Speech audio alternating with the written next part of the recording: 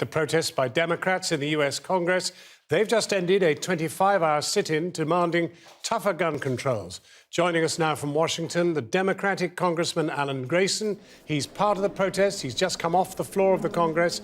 He also represents the city of Orlando, which, of course, has suffered the worst gun massacre in recent times. Also in Washington is Neil McCabe from Armed American Radio. Congressman Grayson, obviously, for every reason, you're demanding tighter gun control. But why does it take a dispute like this on the floor of the House to get anything done? It's a failure of democracy. It's that simple. We're not any longer seeing government of the people, by the people, and for the people. The NRA has an iron grip over one of the two parties in America, the Republican Party. They determine the outcome of their primary process time after time, and they're insisting against common sense that we sustain the ability of virtually anyone to kill large numbers of people in a very short period of time. Neil McCabe, I mean, you're a great defender of the gun in America and people's right to carry them, but even you must be absolutely shattered by what happened in Orlando and must indeed want people who have doubtful sanity, people with terrorist instincts, you need to be able to stop them buying guns. Well, certainly we all mourn for the victims by this terrorist and also by the police who raided the club and ended the crisis. It's terrible, and let's not forget there are some people still in the hospital who are recovering, so there's an additional 50 survivors who are in hospital, and we think about them also. But that doesn't mean that we rewrite our Constitution on the fly for what did you say, John? Terrorist instincts. Who determines that, sir? A judge? Well, that's exactly the question, isn't it? Congressman, what exactly would these laws do that you want to bring in? Well, I've introduced a one-sentence bill to reinstate a law that was in effect for 10 years until it expired, an assault weapons ban. A ban on the kind of military weapons that are now available to people in the United States and have only one purpose, which is to kill large numbers of other people very quickly. The courts have already decided that the assault weapons ban is constitutional, and frankly, I think that argument was always overstated. For 200 years in this country, the court said that there was no personal right to a weapon. In the Heller case recently, the court said that some people have the right to a handgun in their own homes. That's a far cry from military-style assault weapons that are essentially weapons of mass destruction that until a few months ago anybody could buy by walking into a Walmart. It's far too easy to kill too many people too quickly in America today. That has to change. Well, I guess, Neil McCabe, you'd agree with most of that. Not much of it, John. What about automatic weapons? I don't really know where to start. Well, what about automatic weapons? Start there. Are we talking about semi-automatic weapons or an actual weapon of war? Well, I don't see what the problem is, John. What is the problem with having a gun, John? Seriously, what is your problem with having a gun? Who are these people that you don't trust? Congressman, could you answer him? Yes, you can never know what is in people's heads. You can never know what is in people's hearts. But for sure you can know what is in their hands. And we have to make sure that what is in their hands is not a weapon that will allow them to kill one person, Congressman, with one weapon, almost 50, don't interrupt me, almost 50 people in a matter of a few minutes. There is a video of the incident itself that's on the internet that was posted by one of the victims. There were 17 gunshots in 5 seconds, and the shooter actually broke in the middle. Congressman, who are these terrorists?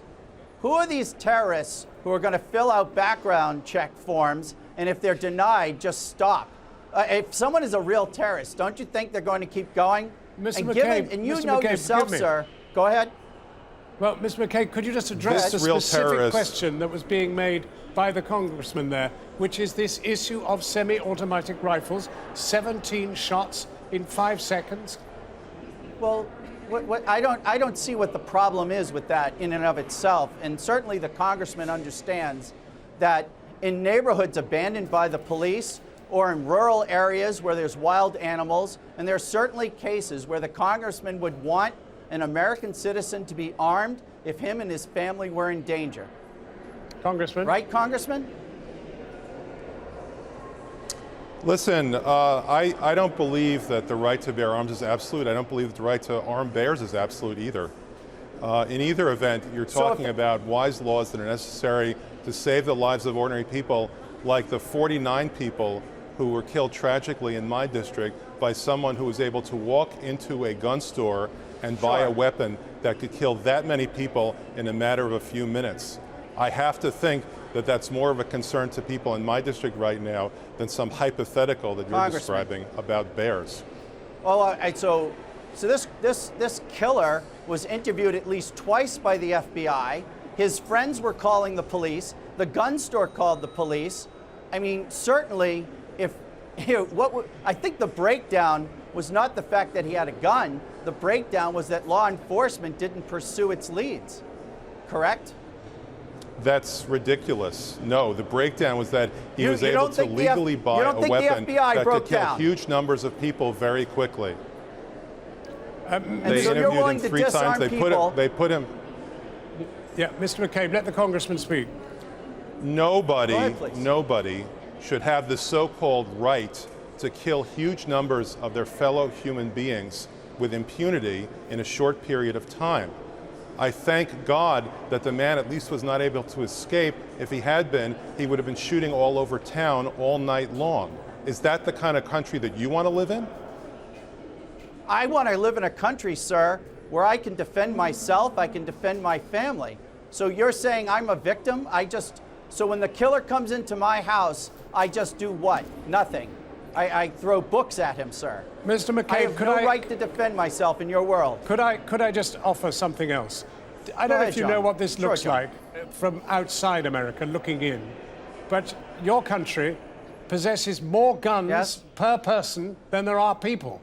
I mean, there are more guns in America than there are people to wield them. This, to people outside, looks completely mad. You have more deaths by gun than any other developed country on earth. That surely has to be tackled. Do you accept that? Well, I accept your statistics, but I don't think that that's a reason why people aren't coming to America. I mean, what's the point? Congressman, this country is a great country. If guns could make people safe, America would already be the safest nation on the planet. We're not.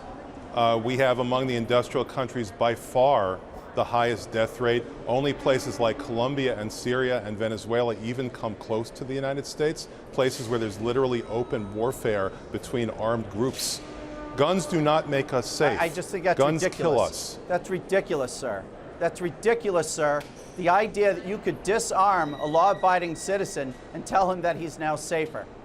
That's absolutely ridiculous. Congressman, could I ask you a final question? And that is there the remotest chance that your one-line measure will pass come July? Yes, there is more than a remote chance. 7 states have adopted assault weapons bans. We have 43 to go. Sometimes you have to do it state by state. Sometimes the federal government can do it all at once, like we did in 1994 when we had fewer of these tragedies and people were less attuned to the fact that they personally were at risk every single day simply by going to the supermarket or going to school or going to a nightclub. Congressman Grayson, we can succeed. Congressman Grayson and Neil McCabe, thank you both very much indeed for joining us. Thank you.